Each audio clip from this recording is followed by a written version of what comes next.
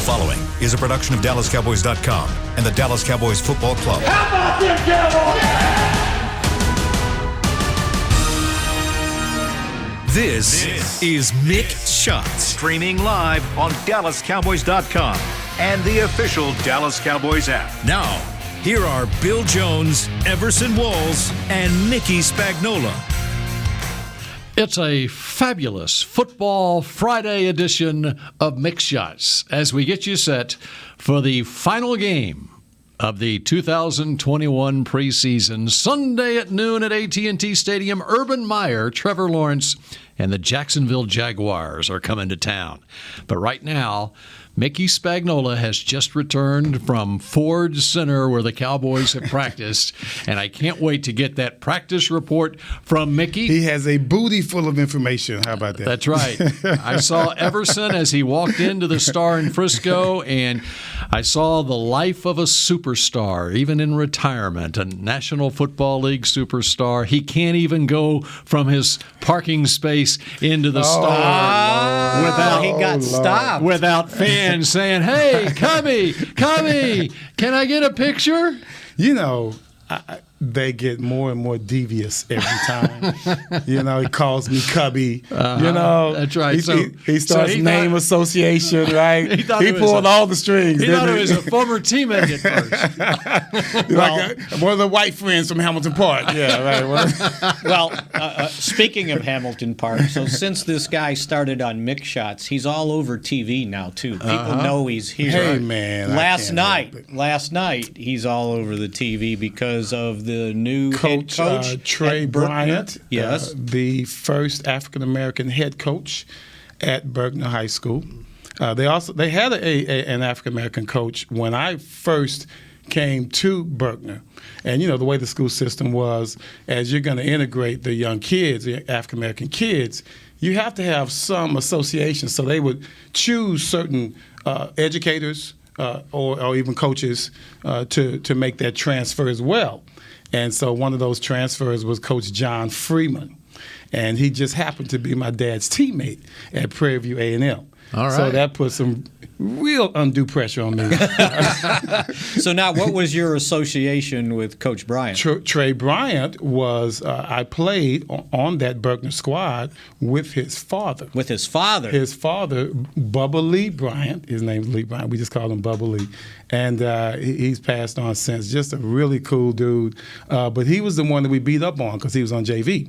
So my 1 year playing in high school, you know, he was on the practice squad. So, you know. But this was another instance of Hamilton Park rising up. That's right. Iron sharpens iron, right? That's exactly right. Yeah. That's right. That's all good. right, so are they sharpening any iron out on the practice field Sharpened today? a lot of iron out on that practice field today. You know what? It was a full practice. It Whoa. wasn't like we're backing off to get ready for the game on Sunday since it's Friday. It was a full practice in pads. Dak was sharp as sharp could be. Another, and he was in team. Yeah. And he was throwing the ball on the run. He was throwing with velocity. And looked really, really good, and we'll talk more about that. Okay. DeMarcus Lawrence was back on the field in team for the first time.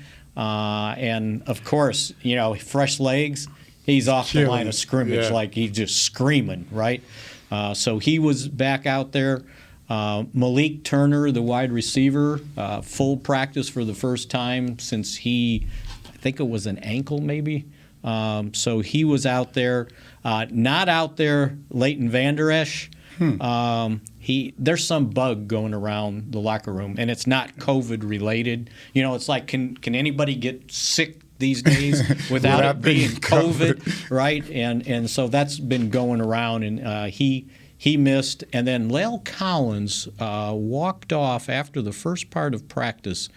And he walked off with Jim Maurer when they went to the sideline, the Cowboys' head trainer. Dr. Cooper met him, and they talked to Dr. Cooper, and the three of them went in. and he never came back. And the only thing I saw was Jim Maurer looking at Dr. Cooper and going like this. He was patting right underneath his neck on his chest. So I don't know if that was some indication of what the problem was. Because remember, was it a week ago or so, Lael missed a couple practices? I think it was a neck issue. So it might be the front of his neck. I don't know. That is not But yeah, good. so he missed the majority of the team session, which was somewhat troubling. And then what else? Greg Zuerlein, kicked again, and he went 8 of 9 this time.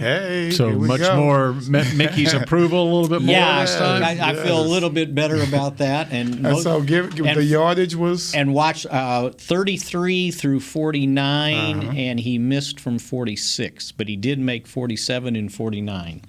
I did see one low snap come in. The ball landed flat on the ground by the holder. You still got LP on speed dial? Yeah.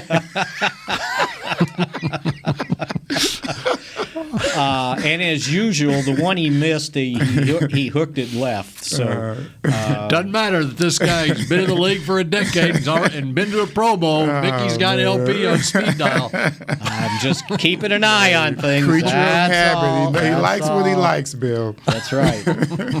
So and then they finished practice with a little bit of a walkthrough. They took the helmets off. I think the pads came off too, and then afterwards, when we went out on the track to do our socially distanced interviews with the players, it looked like the majority of the guys out there were the veterans, and they were doing wind sprints. So Well, good. They're finally starting to get in shape. Get in shape, right? It's like first day of training camp. It was, and I think a little bit it had to do with just continuing to acclimate to the heat. Which I guarantee you that's Wow. right. Because here's the deal. Today, I'm sure McCarthy would have loved to have been out in the heat again today to get ready for Tampa, which is 13 days away. But a little bit better out there today than it was yesterday. Right. But this was a open practice that fans could come to, and so it had to be indoors at Ford Center for fans to be able to observe. And since the practice started at 11:15, I think it was an adult fan practice. Right. Because there wasn't any kids there. Yeah. It was an adult crowd. And then it's getting to, and so I'm sure he would have liked to go on tomorrow for the walkthrough, right? But it's indoors again. Right, it's open to again. The fans. That's right. So there'll be some kids out tomorrow. Yeah, and they're only going for an hour tomorrow, I think. Yeah, that's 10:50. It's an hour earlier. It's, if memory serves me right on the schedule, the practice is from 10:15 to 11:15 tomorrow. Because they got to clear out. That's for right. the game. 'Cause we've got Everson, we've got the Jerry Jones Classic tomorrow afternoon at Ford Center. High school football, Denton Ryan versus Longview. That's So did you my go to people. That's my people. So did you go to a Yeah, both sides of the family Yeah? from Longview. That's right. Okay. That's right. All right. You'll have to come out for the Jerry Jones Classic then. They'll have a lot of people yelling Cubby. Well, yeah, a lot of people do claim me. Yes. So did you go to a game last night? I watched one on TV. You watched it on TV. Yeah. I Who did. was it last night? At Was that- AT&T Stadium Okay. last night, it was South Lake Carroll and Highland Park. Wow. So, Nice game. South Lake Carroll smoked them. well, you know, Really? their quarterback, Quinn Ewers, declared for the draft. he declared for college. For Highland Park. No, for South Lake Carroll. Okay. Number one quarterback recruit in the nation. Yes. And about a month ago, the name, image, likeness thing that now college athletes can take Wow, advantage the of. NFT High thing. school athletes in Texas NFTs. cannot take advantage of it. And so he has moved on to Ohio State. And so it's a great story. Where he can make money. Right. yeah. And seriously, we're talking up to $1 million. Well, it could be even more now. I don't know. But at the time, we're talking, he had an opportunity to make up to $1 million in endorsements. And he couldn't do it here in And he Texas. couldn't do it if he wasn't in college. And so he was in a position where he's not smart if he stays. Yeah, right. Maybe he doesn't need to go to college. He was on track to graduate, and so he took one online class that he was able to take in like 3 weeks' time, got graduated, and wound up showing up late at Ohio State after their preseason drill started. Yes. So anyway, here's the great story, though. The quarterback for Southlake Carroll, Caden Anderson is his name. He's coming off an ACL injury last year. He finds out a month ago. He's a junior. Big prospect, 6'4", 200 pounds. You watched him. The great story about his father, he dedicated the game to his father. His father passed away a year ago this week. Oh, my. Yeah. I mean, I'm rooting so much for this kid. And he had...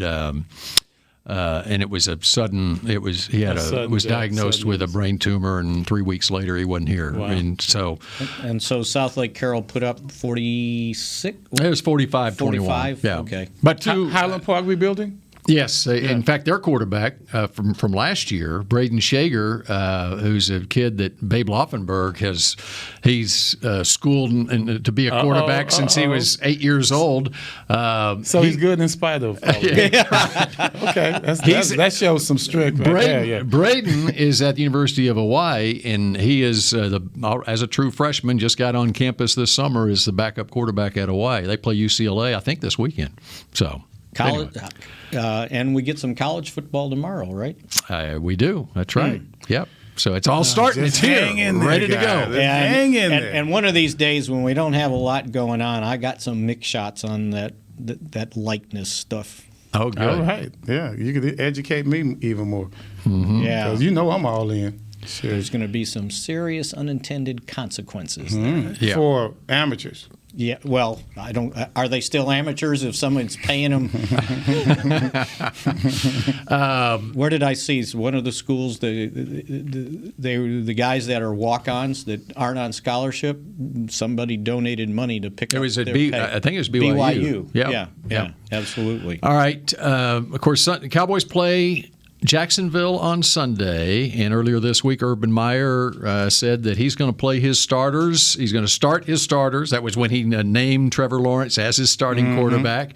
And I saw Bruce Arians today came out and said, and of course this is the Cowboys' opponent in 13 days, the starters are going to play the first half of their final preseason game against Houston. He says they need some game snaps. They need, and so are they struggling?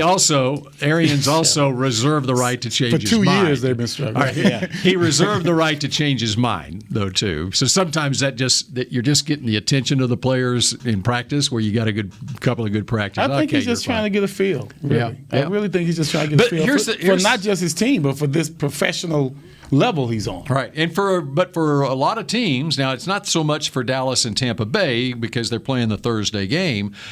I mean, these games this weekend are when you traditionally would play your dress rehearsal game, from a calendar standpoint, 2 weeks away from the first Sunday of the season. And so I think you're going to see more teams play starters this weekend than what you normally would see in the last preseason game. So did you bone up on your Trevor Lawrence history? So I'm working on it. You're working on it. I'm working on it. Yep. All right. So and there's a former Cowboy player starting for Jacksonville. Damian Wilson. That's right. Linebacker. Went to Kansas City, got him a Super Bowl ring, went to the Super Bowl the next year, and then they parted ways with him. You had two former linebackers, Hitchens as well, right? Hitchens was at Kansas City. Yeah, right. Yeah, he got a ring too, right? And then Jacksonville also had Jihad Ward. Yep, Jihad Ward is earning the praise of Urban Meyer at his press conference the other day. And I saw some former assistant coaches on their roster. And what did I do with my Jacksonville deal? I highlighted a couple of guys that are coaching there. The only ones I've looked at so far, Darrell Bevel is their offensive coordinator, Joe Cullen, their defensive coordinator, Brian Schottenheimer is their quarterback's coach and pass game coordinator. And, of course, Mike McCarthy has a history with the Schottenheimer family. Yes, Marty, he coached with him in Kansas City. Mickey here is about to interview the head coach as soon as Mick Shots is over. If he comes early, you think we can can invite him in and we give got him a a headset? microphone and a chair right over there for the head coach if you Okay. can pull those strings. Oh, man, I'm glad I wore my good So, shirt. That's cool. Let's do this. Jacksonville's wide receivers coach, Sanjay Lal. Okay. Offensive line coach, and this goes way back, George Warhop. He was a Cowboys offensive line coach. And the guy that Cowboys gave a chance, a former player, he was an assistant on special teams maybe 2 years ago, Carlos Polk is with Jacksonville. All right. So here's what I want to do. Since Mickey, you probably haven't come up with your questions for the coach yet. You probably need some help. I need right? some help, Okay. yes. All right. So He's unprepared. you can tweet me at CBS11 Bill Jones, and What do you want? And maybe Mickey will take your Yes. questions and take them to the head coach. I highly doubt it, but I offer that service up. Well, I'll to let the you fans. guys make a suggestion here. What do you want to know? Because I think I only got 3 or 4 minutes. That's all? Yeah.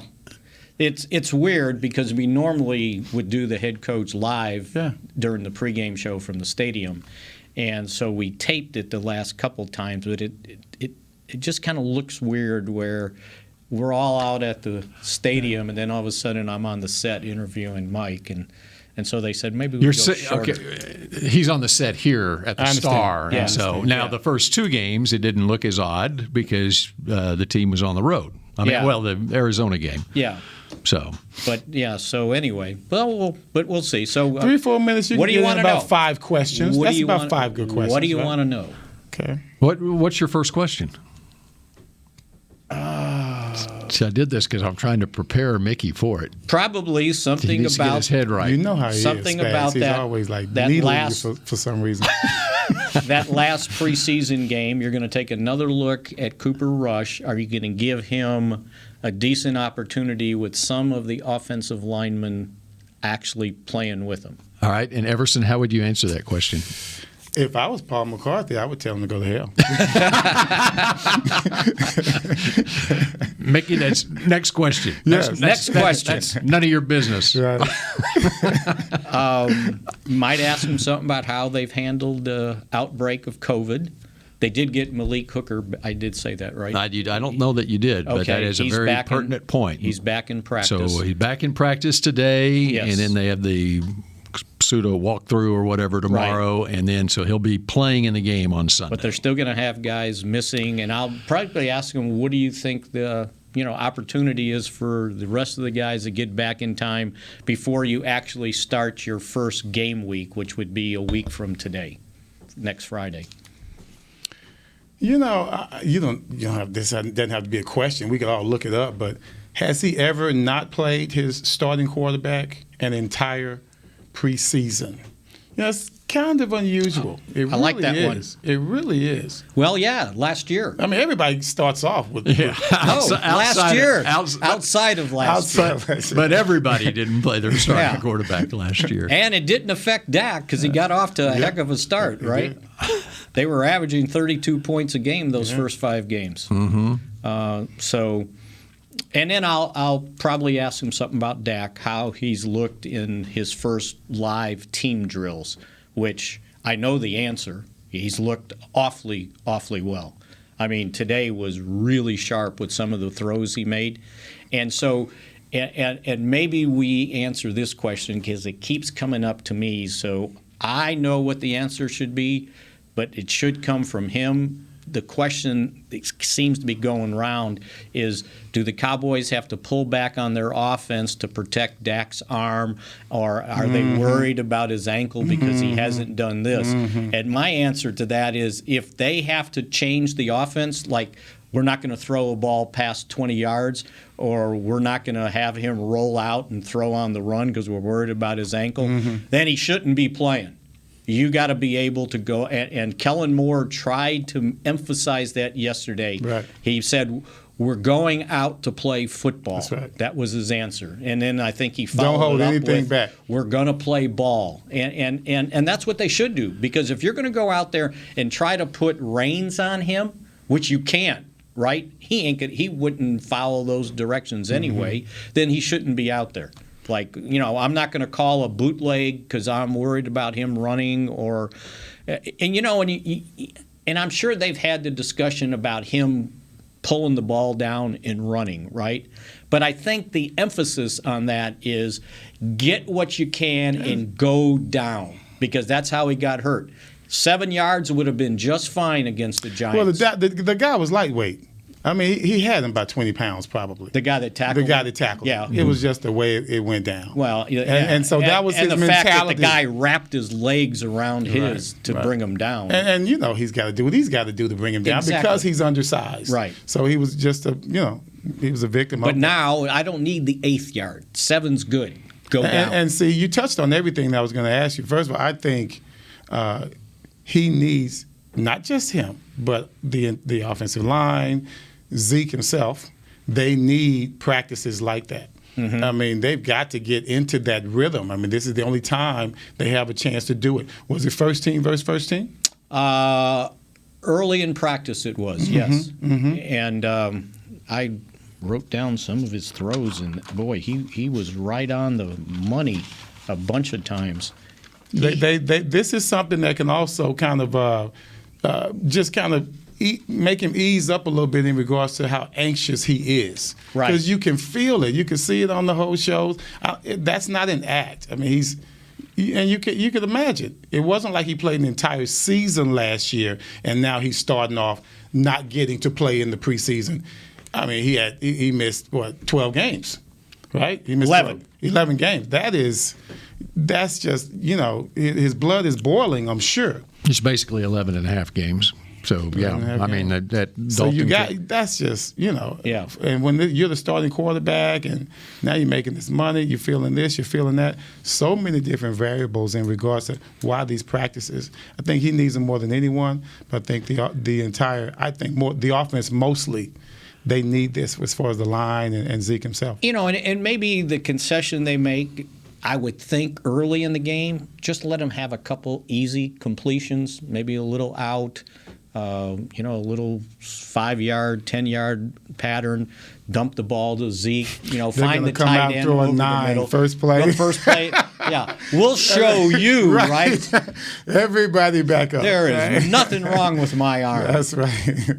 So I see no concessions. Yeah, but I would think just the first game when you Yeah. haven't played, just to get his confidence He's ready up, to right? go. Well, He'll it's be not ready. concessions, but you got Zeke back here. Yeah. So, and you've got this offensive line who's raring to go forward. So, I mean, you're going to be what you're going to be. You're going to be that same team that you intended to be 2 years ago, and of course, even last year when Zeke wasn't having such a great year before Dad got hurt. So, speaking of Zeke, How about if we speak of Zeke when we come back here on Mick Shots? Okay. What a tease. It's Zeke talk when we come back in just a moment. We were just getting into it. Honey, big news. Gary, are you okay? Oh, I'm not Gary anymore. I'm Jackie Flash. What? See, I want the latest smartphone, but the best deals are only for new customers. So, to get a new customer deal, I changed my name to Jackie Flash. Okay, but the best smartphone deals at AT&T are for everyone, new and existing customers. That's huge. Then guess who's getting a deal? Is it Jackie Flash? Jackie Flash. It's not complicated. At AT&T, our best smartphone deals are for everyone. Restrictions apply. Visit att.com for details. The Cowboys way, where 16 Hall of Famers and 5 championships shows us what success looks like. Where turkey is always the second best part of Thanksgiving Day. Where we are all defined by one single thing, the star. Where we as fans know it's our job to keep the tradition going. Bank of America is proud to be the official bank of the Dallas Cowboys and to support the quest of living life the Cowboys way. Copyright 2020, Bank of America Corporation. Hey Cowboys fans, ready to spice up your next watch party? Bring Yo Quiero guacamole and be the game day hero. Yo Quiero means I want, and we know you want great, fresh-tasting, ready-to-serve guacamole for your home gating and tailgating events. Made with real avocados and the perfect blend of spices, it will be the star of any party. You can find us at your local Albertsons or Tom Thumb in the deli section. If you can't find it, talk to your store manager and tell them, Yo Quiero guacamole. It's game day. You know what that means. First, kebab prep. Steak, pepper, onion, steak, pepper, onion. Next, a counterclockwise lap around the room. Now the lucky grease-stained jersey goes on. And lastly, the dance. You know the one. This is a game day ritual no matter where you are. Whether you're traveling to the game or watching from your favorite vacation spot, book a place to stay on Hotels.com and keep the tradition alive and well. Hotels.com, proud partner of the Dallas Cowboys. Back to Mick Shots.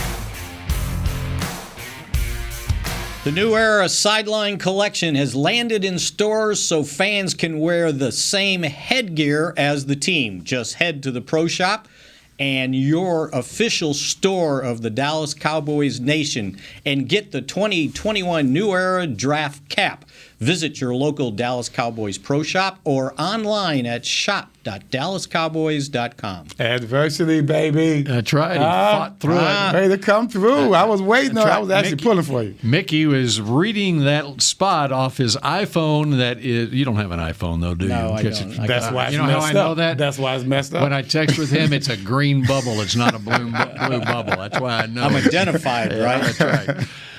But he was reading it off his phone, and he wasn't sure he'd be able to come through, and it was his best read of the year. The font was tiny. Let's give credit to my new specs. I was going to say, you must have turned up the notch there, buddy. They turned the notch up every year on them. Hey, you got that? They bring it in from the back, right? Yeah. Do you know what your prescription is? Negative what? I don't.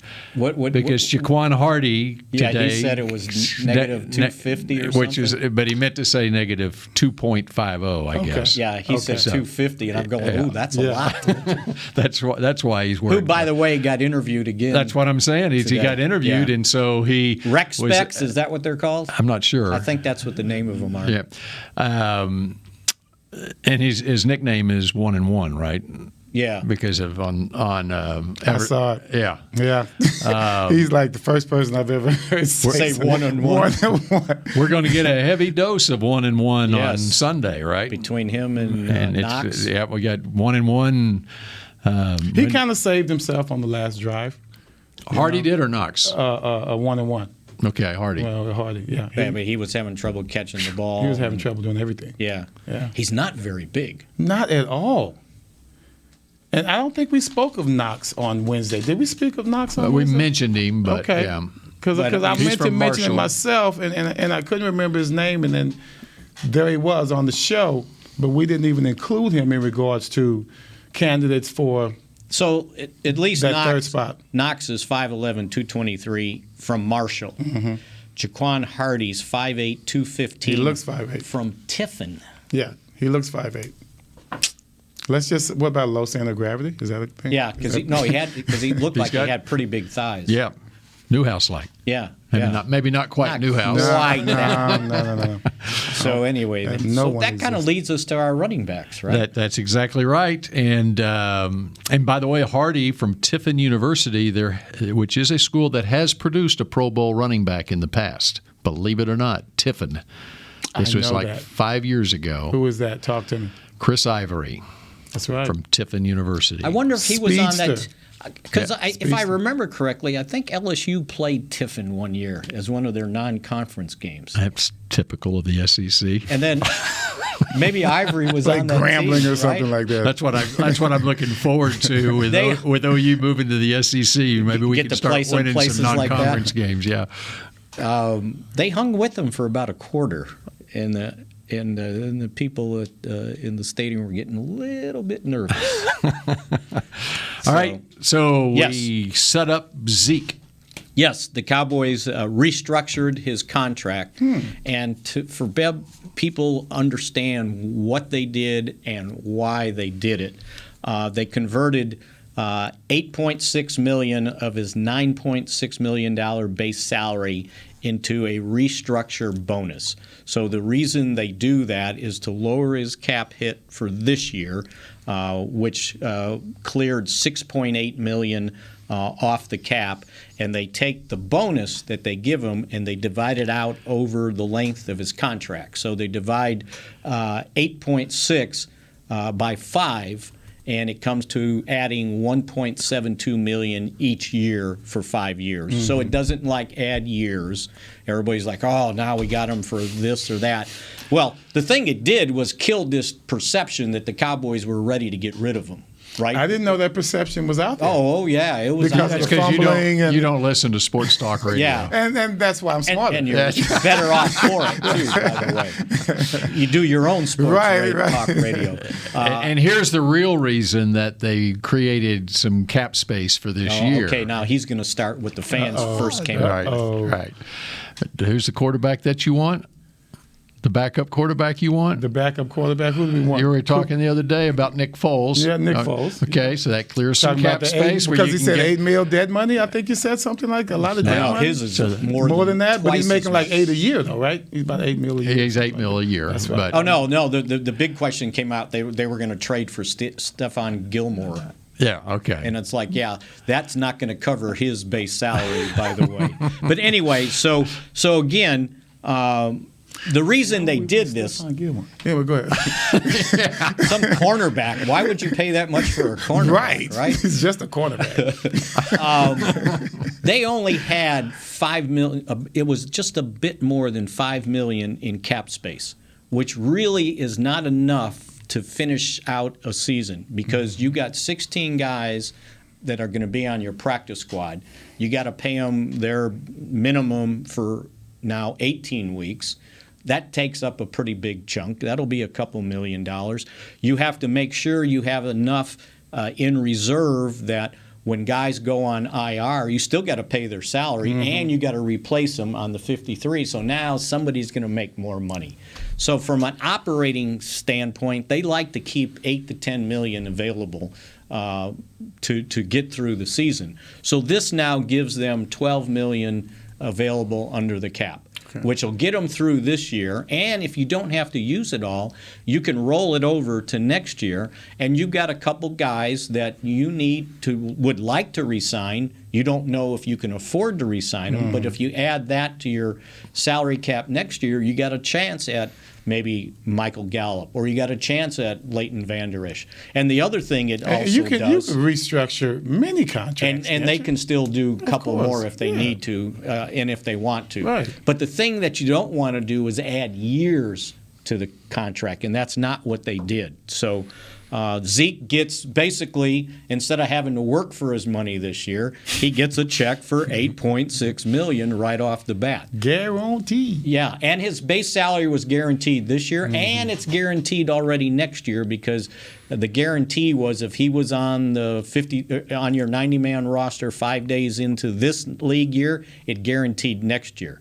So that's what the new deal is all the time now. The smart agents, they're making sure the next year is guaranteed this year. So you don't get into your last year of your contract, which is what happened to the cornerback at Miami. Xavier Howard. His guarantees were running out this year. So it didn't matter what his base salary was next year. It wasn't guaranteed. Right. So his agent really made a mistake because the Mahomes contract started this where it's evolving, right? This year covers next year. Next year covers the year after that on guarantees. So you never want to. And so Howard is stuck. But they redid his contract. They did. They did, and that's why he said he was underappreciated. You know, it was like Byron Jones was making more. Yeah, he had 13 years, was 11. Right. And give me a break. But what he was worried about was the next year because he had a big base salary. He had 10 picks and Byron had zero. And zero. So let's kind of use that stat. Underappreciated. Right.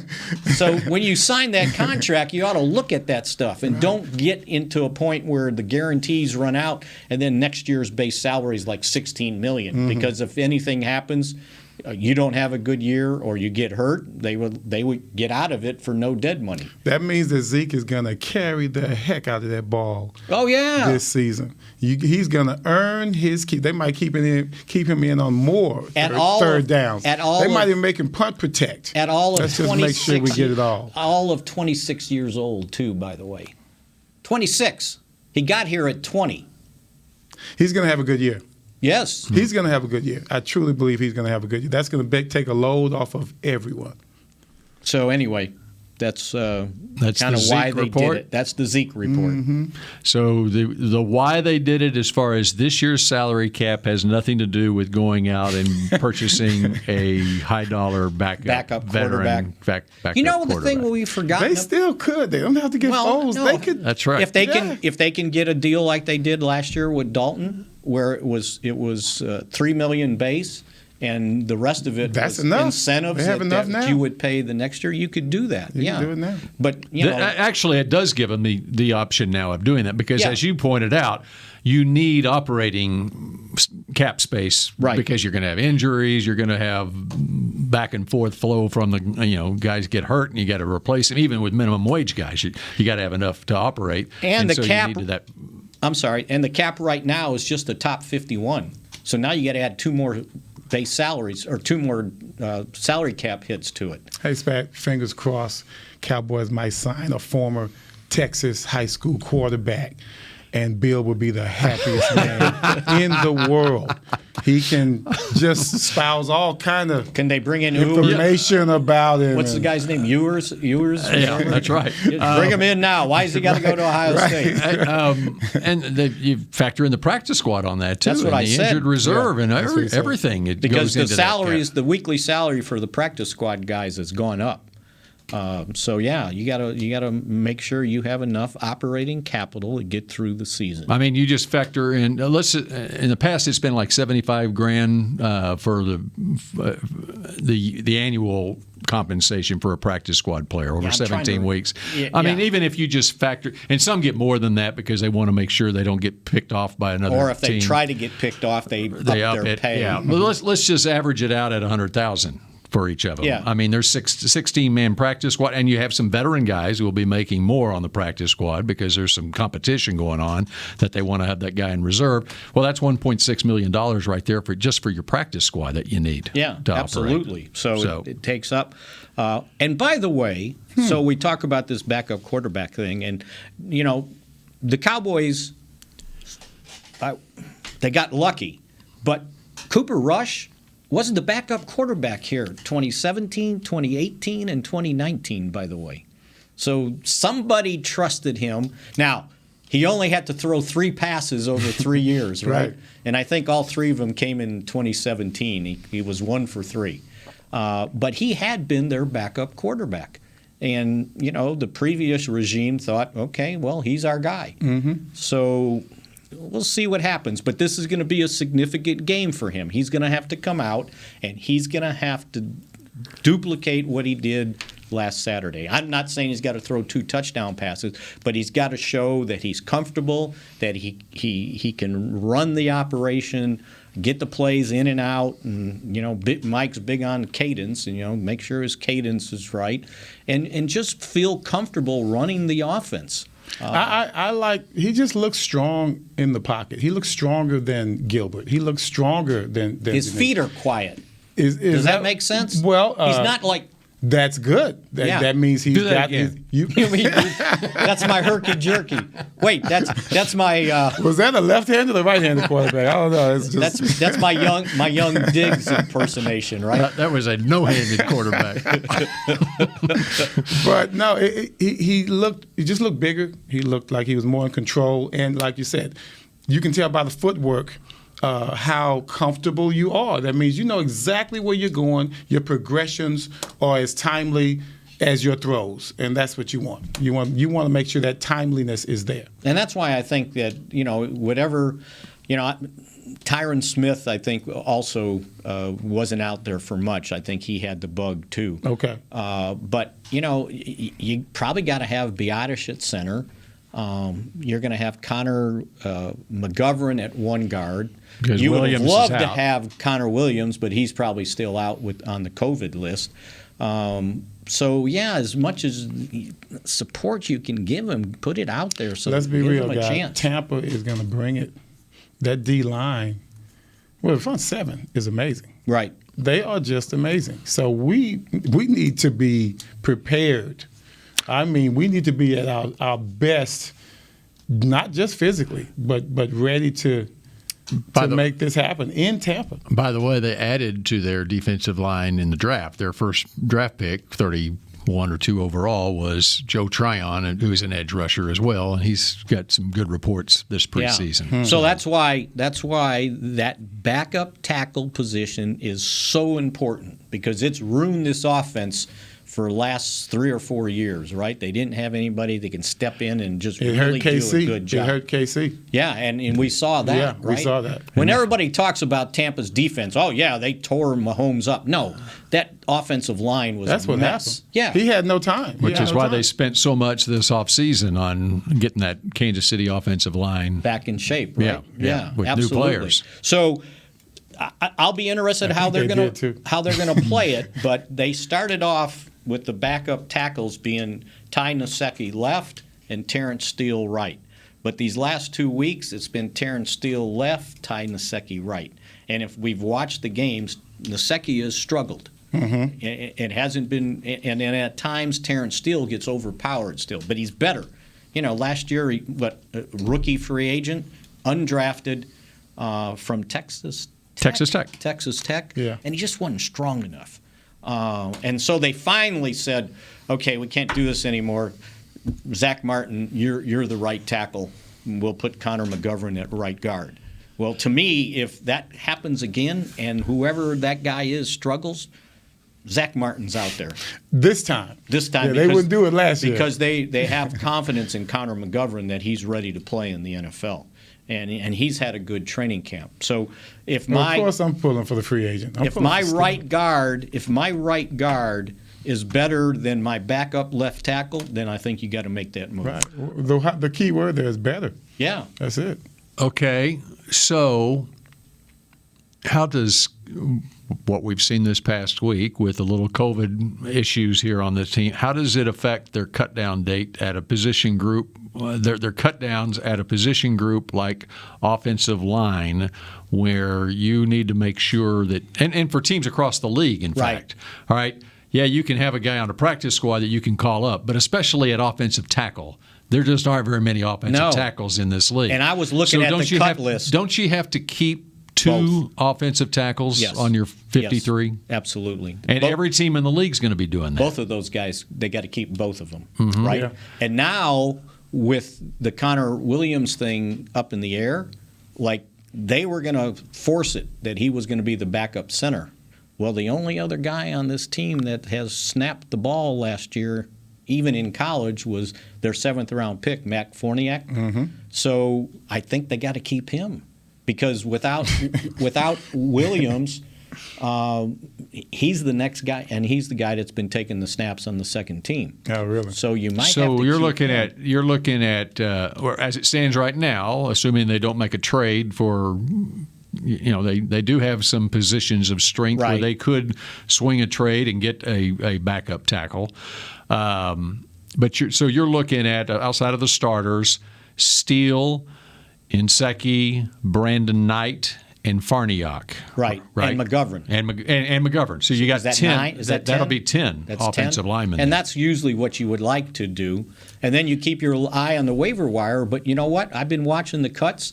Not a lot of guys that you would recognize their name at tackle get released. So how many tackles do we have within the entire group? Well, you would have tackles. 3 back. Knight's played tackle before, and you got the other 2 in Nsekhe and Steele. Mm-hmm. And then, of course, Zach Martin can slide out. Right. So I think, that's going to force you to do it. Now, the other thing is when you put guys on the COVID list, they don't count against your 53 if they're still on it.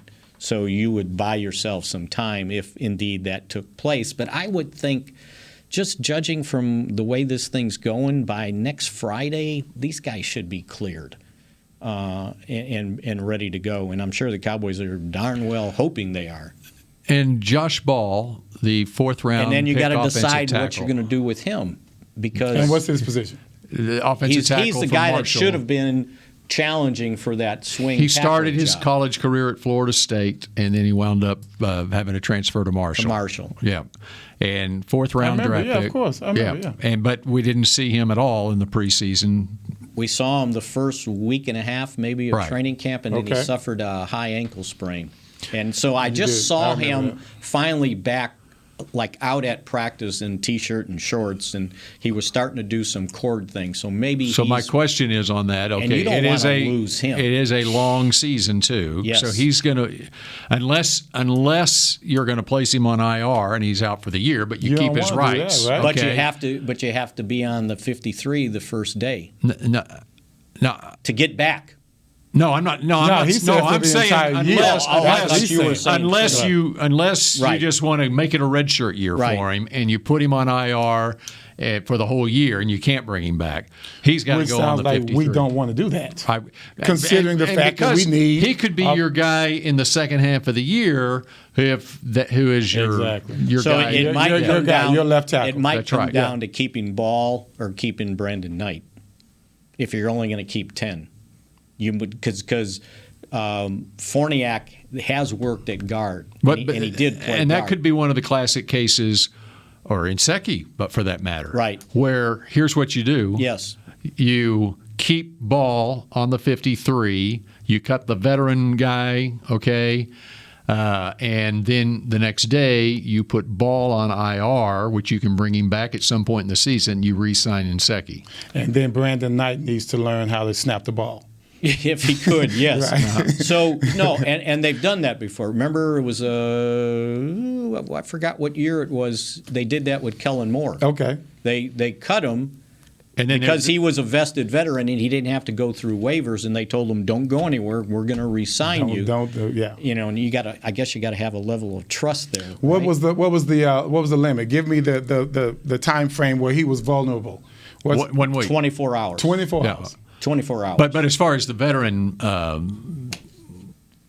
having your veteran contract guaranteed, it's the first week of the season. But if you're on that first week, so they could do that with Inseki and not guarantee his 1-year deal and just tell him, okay, we're going to bring you back. Now, who knows? If somebody's really desperate, they might. Yeah, they're watching the wire too. They might say, "Well, I'll pay you $3 million a year." Yeah, I mean, so you have to be careful. There's a definite risk there, for sure. The Cowboys knew Kellen Moore wasn't going anywhere. He wanted to be here.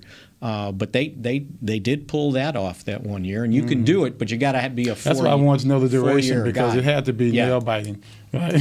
Waiting 24 hours to see if they can pick up. In order to do that, you have to feel really good about Terrence Steele that first week, right? Okay, and especially now we got to figure out what's wrong with Rail and Collins. There have been reports it was a stinger. A stinger? Yeah. Oh, okay. But if you're having recurrent stingers, that can be an issue too. You know. Well, that just lets you know they were going at it, right? I mean, they were just going pretty hard, right? I think that happened in some of that 2-on-2 pass rush drill because he was out there to start, and then how intense was that? He walked. Oh, they because those drills are usually more intense than the team drills. Hey, Everson, we're playing football That's here. Right, we're getting ready to play a football season. We're playing ball. That's physical out there. Playing ball today. All right, we take a break, and hopefully Mickey can be around for the rest of his show, and Mike McCarthy doesn't show up for his pregame and just interview. Walk in here, and we can start the interview right away. And so that's sort of the way Darren Woodson did last week, right? That is something we can look forward to. Will the head coach join Mix Shots here in just a moment? At Smoothie King, we are blending goodness to fuel your greatness. Every blend is crafted to help you achieve your health and fitness goals. Smoothie King uses only whole fruits and organic veggies. You'll never find sugary syrups or artificial flavors, colors, or preservatives. And unlike some other smoothie places, there are 0 grams of added sugar in many of our blends. Smoothie King is proud to be the official smoothie of the Dallas Cowboys. Place your order in the app or online for pickup or delivery. Smoothie King, rule the day.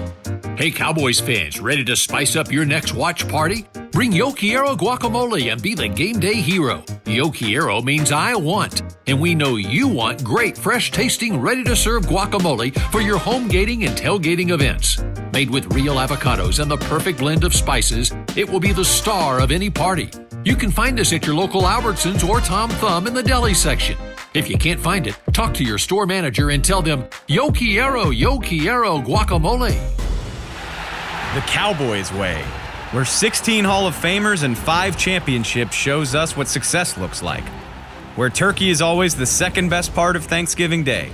Where we are all defined by one single thing, the star. where we as fans know it's our job to keep the tradition going.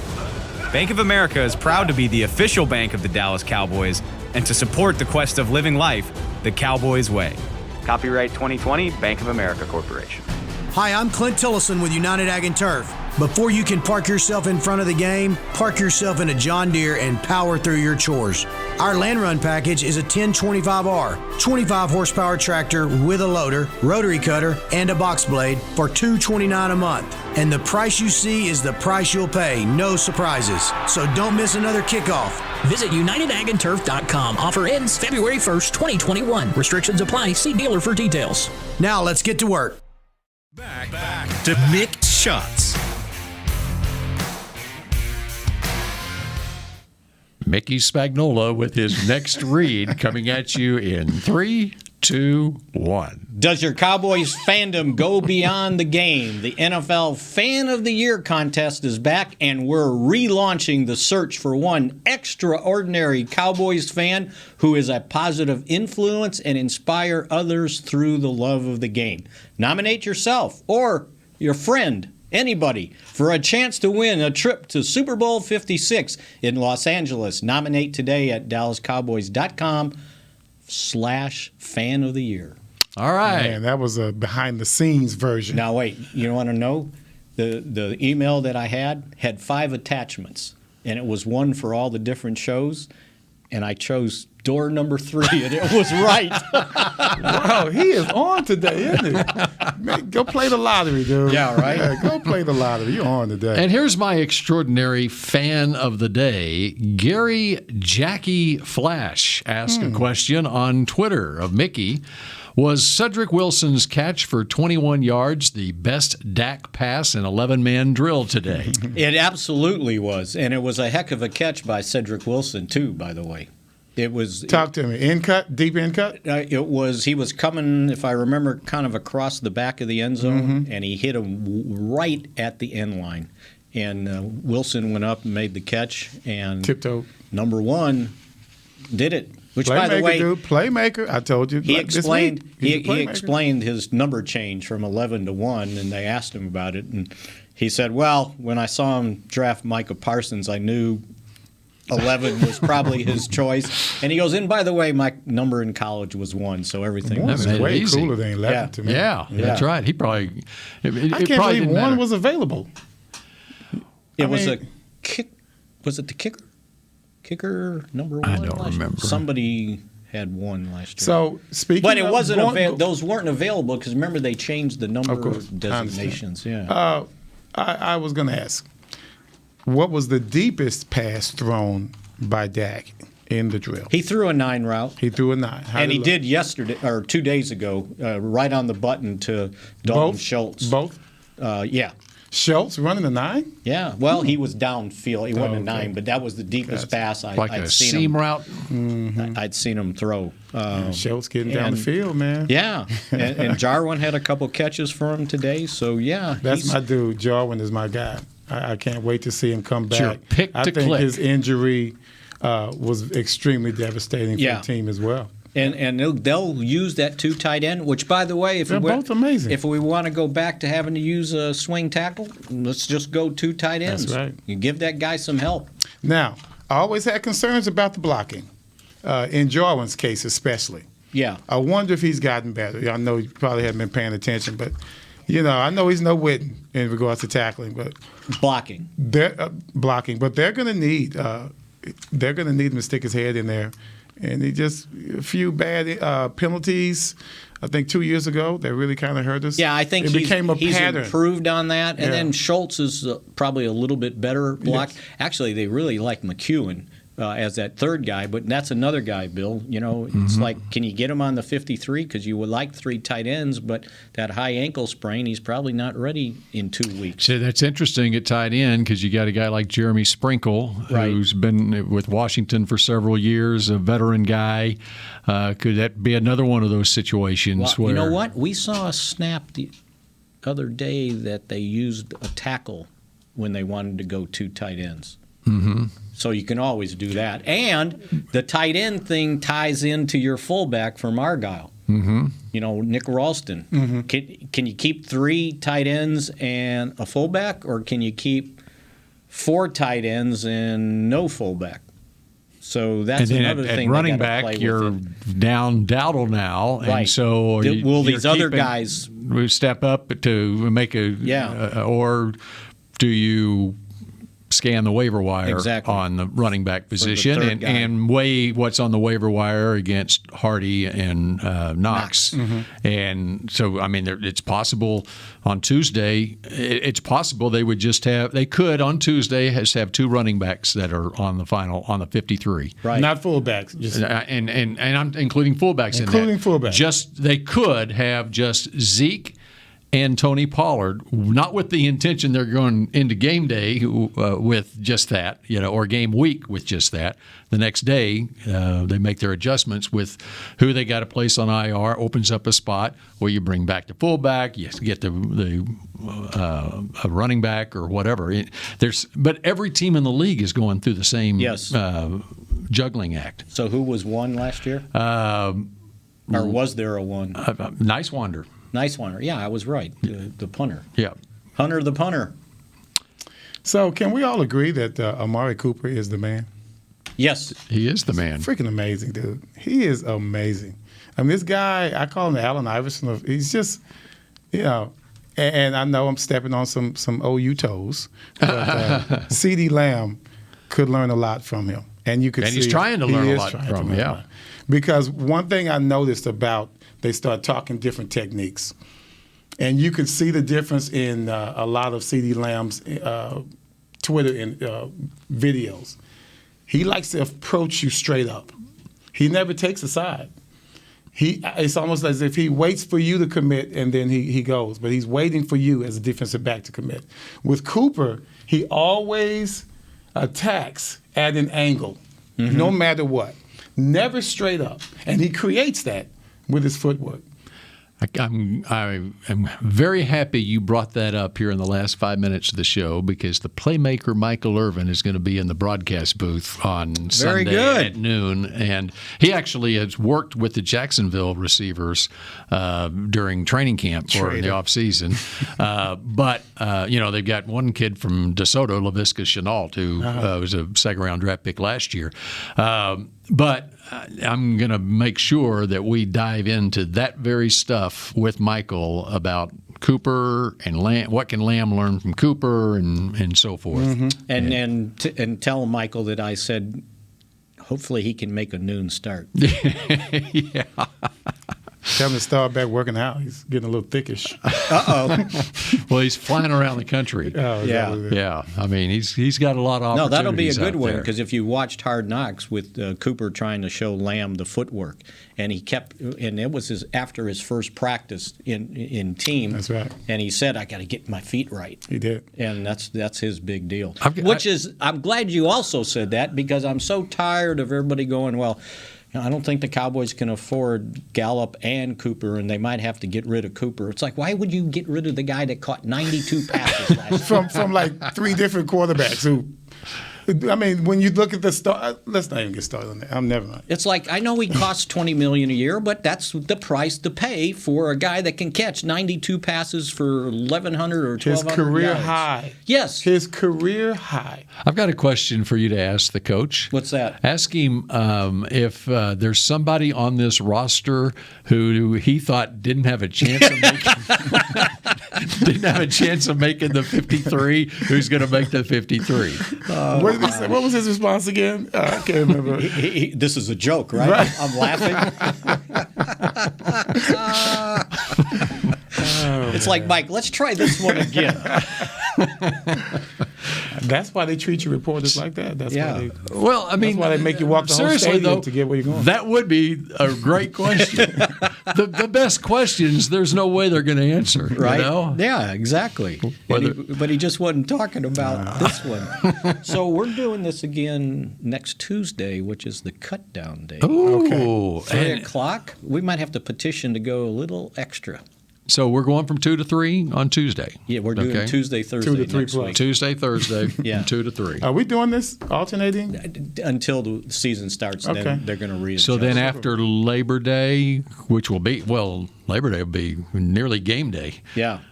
So we're readjusting. Yeah, we'll figure out. I think we've got Tuesday of that week. Okay. And then I think there's a combined show on Wednesday. Are you going to the game? Show. That has not been determined. I am going to the game. You are? Yep. Okay. So I'm going to Tampa. You have to. And I got to be back here by 3 o'clock on Friday to do a coach's show. You got to fly there on your own, or are you on the charter? On You better on not our come own. back with a tan and let us know you haven't Yeah, right. done work at all. So let's just be clear about that. Yeah. So what were my questions for Mike? Tell me. Review. What did we say? How many times has he not played a quarterback the entire preseason? Yeah, that's right. Other than last year. And you have one, Bill. What was the first one? That was the first one. I don't remember what it was. I like the 50. I'm stuck on my 53-man roster. We were going to talk about Cooper Rush. There you go. What he needs to show. Cooper Rush. One last thing. Do they need another practice, such as these last two, going into the last week of preseason? So I think since they're playing Sunday, I bet Monday and Tuesday are off days because you don't want to get anybody hurt that you're going to cut, right? Of course. And you may try to wait to the last minute to cut guys because you want to hope they get through waivers and sign them to the practice squad the next day. Well, and think about this. What did we normally see teams do when they played their last preseason game on a Thursday, and then you're going into game week on Monday? You would give them 3 days off. Right. So let's say you gave them off Monday, Tuesday, Wednesday, which would be like the old Friday, Saturday, Sunday. Come in Thursday. You come in for Thursday meetings. and you get them out there on the field doing stuff, whatever. Right. And then Friday is like a Monday. Right. And so Saturday's like a Tuesday, and then maybe you practice. So one of those 2 days is a day off. Right. And then your start of your game week is Sunday, Monday, Tuesday, and then you're flying. What's the pace then? What's the pace? What's the practice pace? Do you get another one of those? I think it will depend on if he thinks they need to put the pads on, because remember, you only get so many padded practices a year. Yeah. And that starts the game week one. Game week one. So it would start next Friday. Right. So whatever you do that first week, if you put the pads on, that's one. I think it was and once again, 11 or 13, something like that. It's not just the rules, but are you going to overdo it? Yeah. You know what I'm saying? You have to make sure your legs that part are underneath you, right? I mean, of course, God forbid something happen. Oh man, what are you doing practicing this hard? You know how we are. Right. Hindsight's 20/20. So yeah, absolutely. That is something you just always have in the back of your mind. Let me tell you something. Heat is not going to be a problem for this team getting ready to play in Tampa. Heat's not going to be a problem. It's going to be plenty hot here next week for them to get continue to be exactly very hot That's right. here next week. So yeah, not too many days off then maybe, Mm-hmm. or at least get them out there running. If nothing else. And do your walkthroughs outdoors, so they're used to the heat.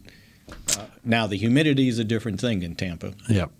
I mean, it's been bad here, but I would think it's suffocating there. It could get worse with Ida on the way. Oh, that's right. Hurricane Ida hitting the New Orleans area on Sunday morning out here. Yeah. So just to be clear, yes, Tuesday, 2:00. Tuesday, that's 2 o'clock. The plan. Yes, to 3+. To 3+, unless we push it back to 2:30. But I'm sure at 3 o'clock they'll announce the cuts. All right. So that does it for this edition of Mixed Shots. Can't wait to see Countdown to Kickoff and Mickey's interview with the head coach, which will be at 11 a.m. on Sunday. See, Deep Blue would be at 10 a.m. and then Countdown to Kickoff at 11. And Michael Irvin joins Babe Laufenberg and me in the booth for the game at noon. Very good. And Deep Blue is War Stories that made a debut last night. It's pretty darn good. Yep. Story about the draft. All right. I hate the draft. You didn't make it. The conversation. God, I hate the draft. Conversation with Gil Brandt on. I'm mad at Gil, too. Still mad at Gil. Not to draft Covey. How did you have 12 draft choices and not take 12? Oh, my goodness. He's a local guy. We can just get him in. Yeah, he's right down the street. Right down the street. Yeah. Larry Brown story. That's right. Which all right. They included in War Stories, too. All right. Way. Good. Okay, that does it for Mix Shots. Have a great weekend, everybody. And go Cowboys.